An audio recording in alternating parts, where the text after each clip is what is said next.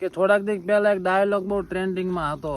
ક્યાં તો મજબૂરી છે ને કૃષ્ણ જેલમાં રામ વનમાં આ તારો ઘાયલ કે થોડો ગાયુમાં હોય તો ઘાઈ જઈને દુકાન નાખી દો. બાપ દાદા જે મજા નહીં તો ભાઈ નાખી દો, ખરેખરો હાલ છે. અને ભગવાન રામ કઈ મજબૂરીથી વનમાં નતા ગયા અને ભગવાન કૃષ્ણ કઈ મજબૂરીથી જેલમાં નતા.